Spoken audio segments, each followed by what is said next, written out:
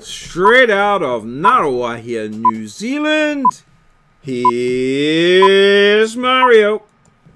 Hello, Maurieo Vlogs, number 478. Carmen. Hello, welcome. Tonight I want to tell my story about my meeting with Carmen. Well, who was Carmen? Well, Carmen was a drag queen, and subsequently reading Wikipedia, it suggests there that she was a transgender woman. That's not a word that we used at the time. She was either referred to usually as a drag queen or as a transvestite. But she was a very big personality around Wellington. Now, in the time 1976 through to 1980, I generally, at parts of that time, lived in a flat at 72 Tasman Street, which Tasman Street's an extension of Tory Street, and it's within walking distance of Courtney Place, which is the centre, the social centre or entertainment centre, I guess, of Wellington City. Although Carmen's establishment, the balcony, was round in a street off the back of Willis Street, is my recollection, but I could be wrong. So, Carmen was a big personality in Wellington. She ran for mayor at one time, and so she was in the news quite often, on the newspaper or the television, different little things that she'd done or things that she was involved in one way or another. And so, she's quite a personality around Wellington. And as I say, at the time, living in Tasman Street.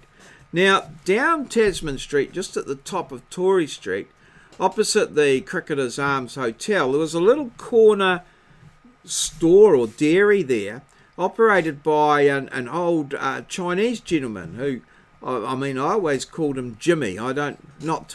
Just Jimmy.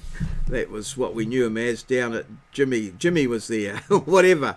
And he was always up for a bargain. One night, the cigarette machine at the Cricketers Arms across the road broke down, so Jimmy stayed open extra late just to get those extra sales. So, as an old client of mine said, nobody ever went bust making a profit. And Jimmy certainly did everything he possibly could to make a profit. Now, I admire him for that.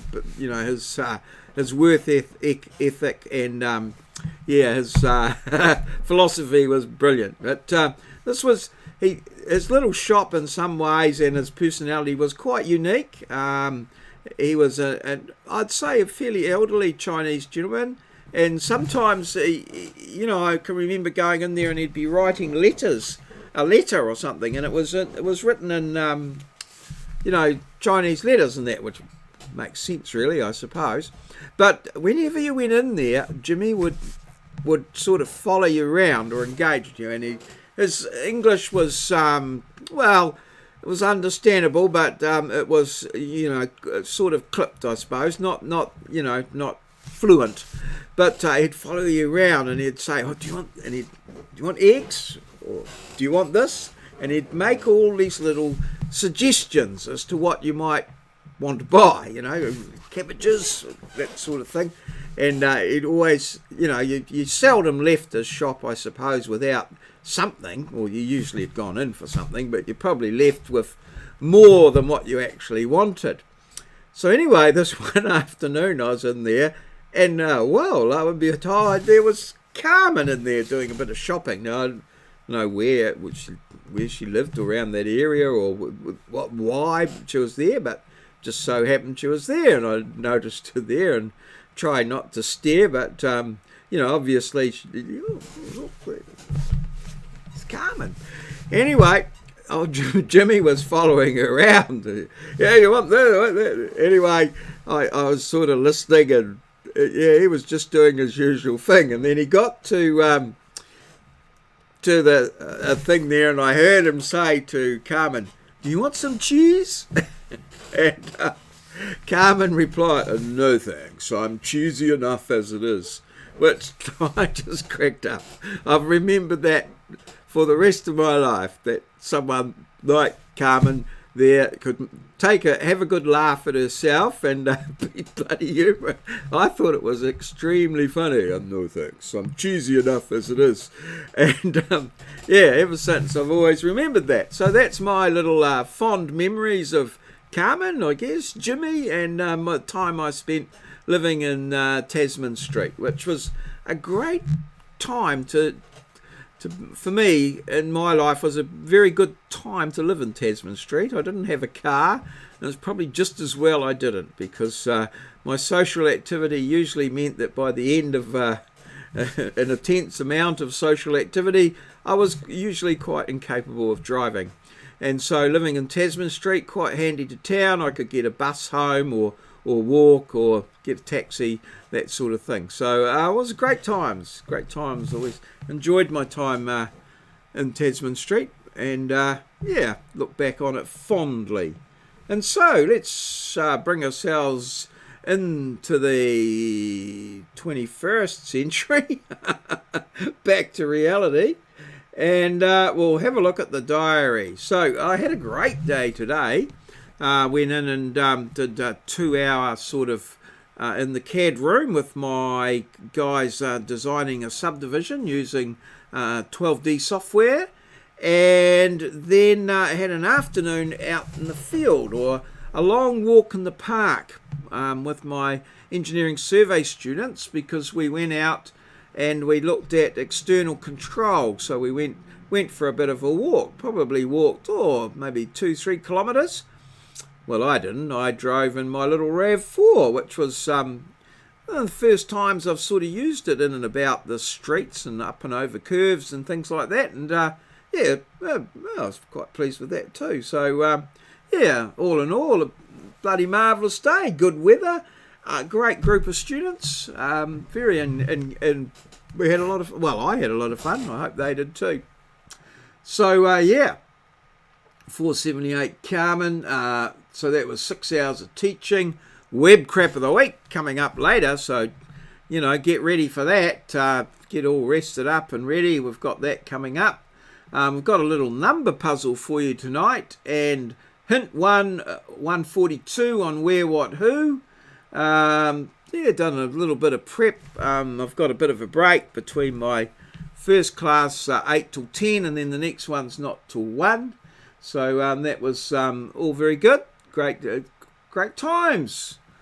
And 7:30 tomorrow. This could be my last vlog on copper. Last vlog on copper. Next vlog could be on fibre. Fingers crossed. So looking forward to that. And hopefully increased speeds and that. I suppose I'll have to talk faster. No. Yeah, last vlog on copper. Well, yeah, regular vlog. Got a mystery weekend coming up next weekend. I'm on the road, so, well, who knows what I could be copper, could be fibre, could be in the ether. So we'll just have to wait and see how that goes. It's going to be interesting. I think I did vlog last year on the mystery weekend, so I managed to get that done. So it very much depends where we end up. So we'll have to wait and see.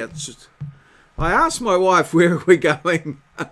Where are we going on the mystery weekend? And she said, well, it's a mystery. Of course it is. Never mind. I picked myself up from that and moved on. Okay, so let's have a look at today's challenge. It's got a little bit of complexity to it, this one. Well, in the instructions anyway. So if a number in one of the balloons is included in the answers to the, well, it says 4 problems below, then that balloon will fly away. But there's only 3 problems, but it doesn't matter. You only need the 3. So the 4, that should be 3 problems below. So balloons with a multiple of 9. Balloons with a multiple of 9. Square number balloons. So balloons that have a square number in them.